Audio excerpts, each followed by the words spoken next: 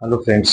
आज हम पढ़ेंगे शोल्डर जॉइंट। शोल्डर जॉइंट एक इम्पॉर्टेंट आर्टिकुलेशन है अपर लिम्ब का, और एग्जाम के अंदर फ्रिक्वेंटली पूछा जाता है।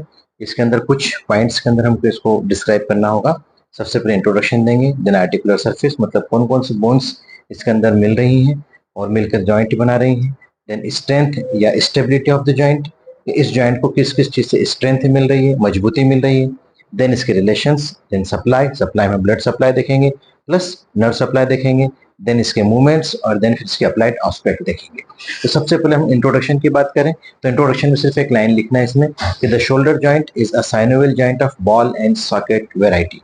बॉल एंड सॉकेट वेराइटी की एक जॉइंट है ये, और इसके अंदर आर्टिकुलर सरफेस है। तो आपने ऑस्टियोलॉजी तो हमको याद ही है, ऑस्टियोलॉजी कर हम देखेंगे कि भाई हमें पता है कि गिलनाइट कैविटी हमारी जो होती है स्केपुला की, है ना, ये ठीक है।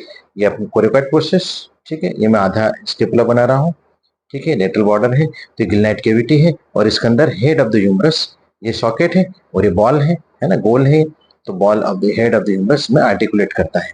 तो ये बॉल एंड सॉकेट वैरायटी का ये जॉइंट है, और ये आर्टिकुलर सरफेस इसके अंदर हमको ये लिखना है कि it is form by the articulation of scapula and head of the humerus. Okay, ये इतना, बस इतना ही लिखना है। क्योंकि इसके अंदर हेड ऑफ ह्यूमरस इससे मिल रहा है तो इसको हम ग्लिनो ह्यूमरल आर्टिकुलेशन भी कहते हैं। शोल्डर जॉइंट को क्या कहते हैं?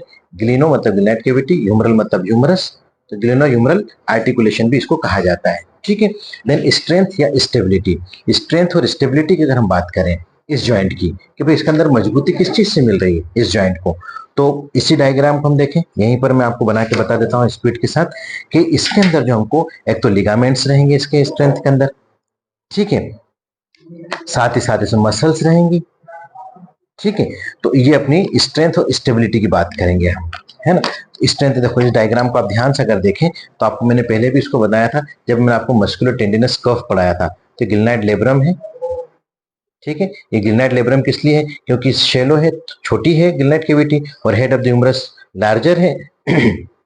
तो इसको मजबूती देने के लिए गिलनाइट लेब्रम निकलता है, ये गिलनाइट लेब्रम है, ठीक है। यहाँ पर कोरेको ह्यूमरल लिगामेंट है ये वाला, ठीक है। ये capsule of the shoulder joint है जो चारों तरफ से इसको घेर के रखता है, this is capsule of the shoulder joint, ठीक है। और ये है ट्रांसवर्स ह्यूमरल लिगामेंट, यहाँ पर this is transverse humeral ligament, है ना। मसल की बात करते हैं अपने, ये देखो ये आ रहा है अपना टेंडन ऑफ द बाइसेप्स आ रहा है, this is tendon of the biceps. चलो इसको छोड़ो अभी, ये अपना इतना डायग्राम समझ में आना चाहिए। तो एनाटॉमिकली अगर हम देखें तो शोल्डर जॉइंट एक वीक जॉइंट है। क्यों? Because the gillette cavity is too small and shallow to hold the head of the humerus, which is 4 times larger than the gillette cavity. जो head of the humerus है, तो ये जो head of the humerus है 4 गुना ज्यादा है, 4 गुना ज्यादा बड़ा है। तो स्टेबिलिटी किस किस से मिलेगी? एक तो लिगामेंट्स मिलेगी हमको, तो इसमें मैंने आपको लिगामेंट्स बना के बताए। एक तो इसका ट्रांसवर्स ह्यूमरल लिगामेंट है ये वाला, this is transverse humeral ligament, है ना। एक capsular ligament, capsule of the joint है। देन एक ग्लिनो ह्यूमरल लिगामेंट है, ठीक है। इसके साथ साथ कोरेको ह्यूमरल लिगामेंट भी है जो हमने बताएंगे अभी फिलहाल में, ठीक है। तो जो कैप्सुलर लिगामेंट जो है वो लूज होता है और परमिट्स फ्री मूवमेंट करता है, ये आप लोग इसमें लिखना है। The coracohumeral ligament extend from coracoid process of scapula to the anatomical neck of the humerus. ये एनाटॉमिकल नेक है और एक होती है सर्जिकल नेक, है ना। तो यहां तक इसका एक्सटेंशन होता है। Transverse humeral ligament bridges the upper part of bicipital groove of the humerus, upper part of the bicipital groove है ह्यूमरस का, उसको ये ब्रिज करके रखता है, ठीक है। गिलनाइट लेब्रम जो है फाइब्रोकार्टिलेजिनस रिम है, गिलनाइट लेब्रम जो मैंने आपको ग्रीन कलर से बना के बताई थी, glenoid labrum, is it clear? Glenoid labrum, हाँ, फाइब्रोकार्टिलेजिनस रिम है ये वाली, ठीक है। और ये डेप्थ को बढ़ाती है, ठीक है। Whole joint is covered by capsule, ठीक है। इसको साइनेबल मेम्ब्रेन भी इसके अंदर मिलती है अपने को एक, ठीक है। तो whole joint is covered by capsule in which membrane is found which is known as synovial membrane, और synovial membrane filled with synovial fluid और acts as a lubricant and avoid the friction को avoid करता है। अब हम बात करेंगे इसका मस्कुलर टेंडिनस कफ की। मस्कुलर टेंडिनस कफ की बात क्यों करेंगे? क्योंकि ये भी स्ट्रेंथ देगा किसको? जॉइंट को। और मस्कुलर टेंडिनस कफ अगर आपको याद हो तो मैं पढ़ा चुका हूँ, है ना।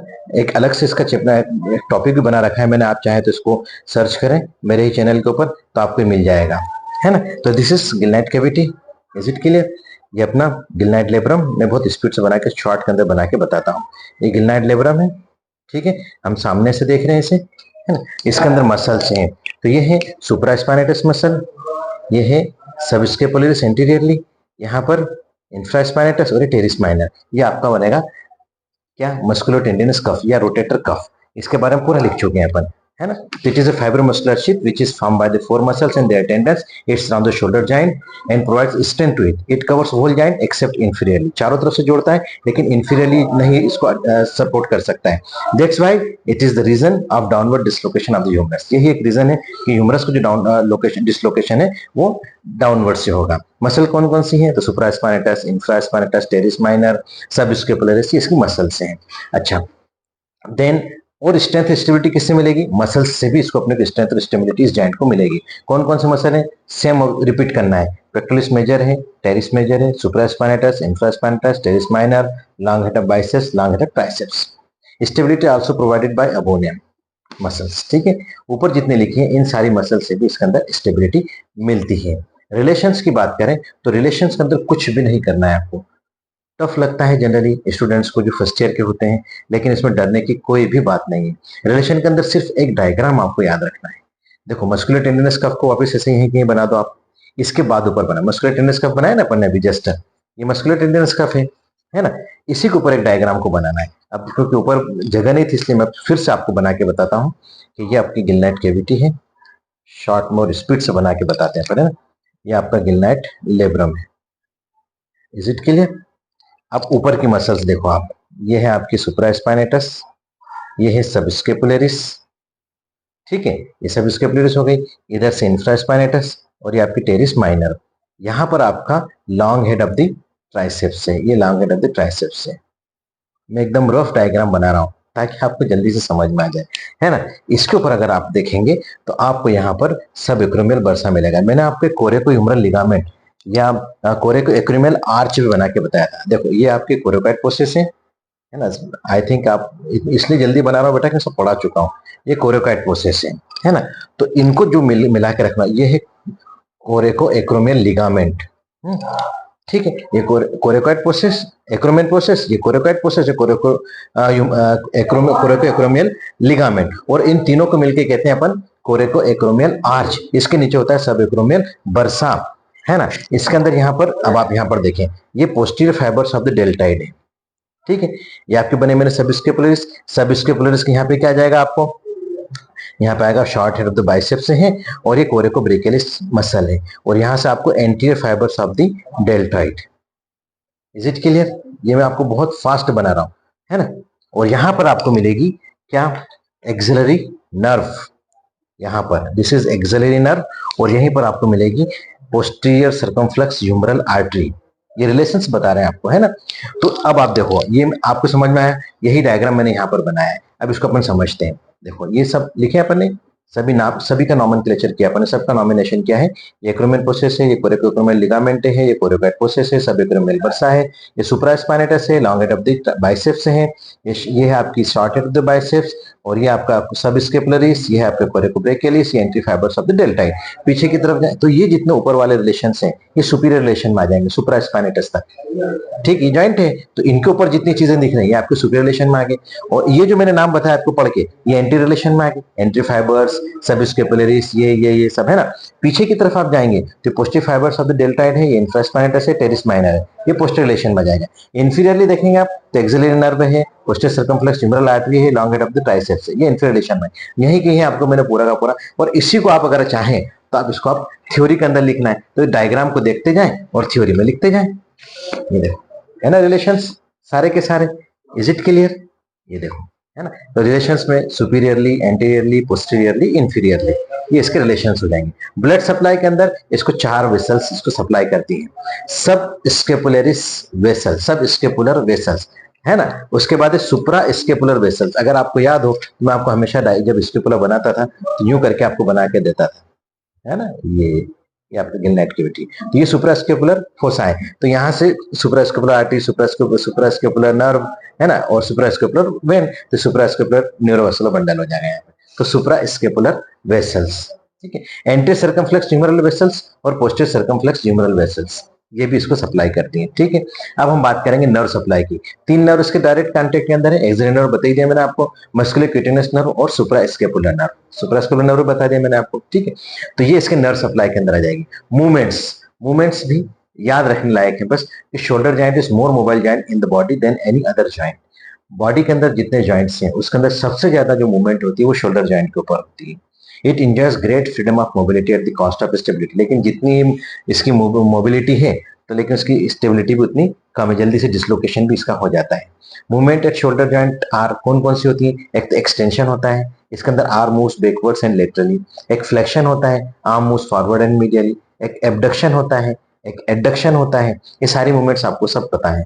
मीडियल रोटेशन होता है, लेटरल रोटेशन होता है, ओवरहेड एबडक्शन होता है, सर्कमडक्शन। ये मूवमेंट अगर लॉन्ग क्वेश्चन है तो आप इतना इतना लिखना है, ज्यादा लिखने की जरूरत नहीं है। अगर स्पेशली कोई मूवमेंट्स के ऊपर क्वेश्चन बनता है तो फिर आपको उसको थोड़ा सा डेफिनेशन वगैरह देना है और कौन कौन सी मसल इसमें हेल्प कर रही है वो आपको इसके अंदर बताना है।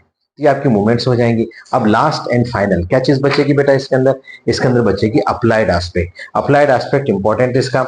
सबसे पहले तो हम डिसलोकेशन की बात करेंगे अप्लाइड के अंदर। डिसलोकेशन मतलब अपनी जगह से हट जाना। तो shoulder joint is more prone to dislocate than any other joint due to laxity of the capsule and disproportionate area of articular surface।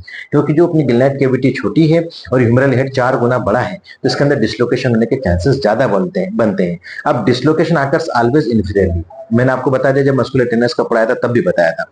Inferiorly क्यों होता है? क्योंकि इन्फीरियरली इसको कोई सपोर्ट नहीं होता है। देखो ये हमारा जॉइंट है, इंफीरियरली सिर्फ लॉन्ग हेड ऑफ ट्राइसेप्स है, बाकी एंटीरियरली इसके कितने सपोर्ट है? पोस्टीरियरली से सपोर्ट है, सुपीरियरली सपोर्ट है, इंफीरियरली इसका सपोर्ट नहीं। इससे जो हेड ऑफ द ह्यूमरस वो नीचे की तरफ ही डिसलोकेट होता है हमेशा। देन एक नेक्स्ट पॉइंट है फ्रोजन शोल्डर। फ्रोजन मतलब जम जाना, चिपक जाना, है ना। ये पैथोलॉजिकल कंडीशन है। फर्स्ट ईयर के एतबार से आपको इसमें ज्यादा जाने की जरूरत नहीं है, सिर्फ आपको हेडिंग लिखना है और क्या होता है वो लिखना है। फ्रोजन शोल्डर पैथोलॉजिकल कंडीशन है साहब। इसके अंदर जो साइनिवल मेम्ब्रेन की जो दोनों मेम्ब्रेन है चिपक जाती है, ठीक है। In which 2 layers synovial membrane become adhere। Then shoulder tip pain. Shoulder tip pain मतलब कंधे के ऊपर बिल्कुल पॉइंट के ऊपर दर्द होना। क्यों होता है? कि जब भी डायफ्राम अपना जो डायफ्राम का इनर्वेशन है और शोल्डर का इनर्वेशन है सेम रूट वैल्यू इनकी, तो जब भी डायफ्राम का इरिटेशन होता है तो इसका जो रेफर्ड पेन होता है वो टिप ऑफ द शोल्डर पर जाता है। इसको शोल्डर टिप पेन कहते हैं। Then most common surgical approach to shoulder is from front. जब भी हमको कोई सर्जरी करना है शोल्डर की तो इसके मोस्ट अप्रोप्रिएट जो मोस्ट कॉमन सर्जिकल अप्रोच जो होती है वो हम सामने से जाते हैं, एंटरली इसके अंदर जाते हैं। और लास्ट में painful arc syndrome. Painful arc syndrome क्या होता है पता है आपको?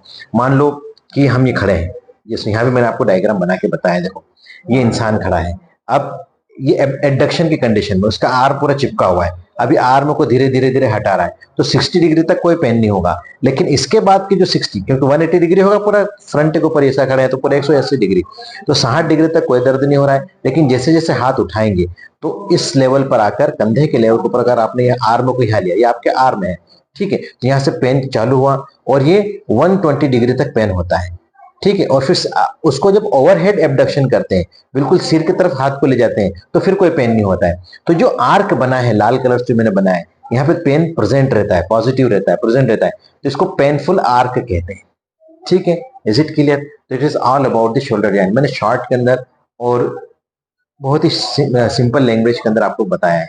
इतना आप अगर एग्जाम के अंदर लिख देते हैं समझ के तो आपका ये पूरे क्वेश्चंस के नंबर आपको फुल मार्क्स मिलेंगे। Okay, thank you. अगर मेरा वीडियो पसंद आया है तो इसे आप लाइक कीजिए, कमेंट कीजिए और शेयर कीजिए अपने दोस्तों के साथ। Thank you very much.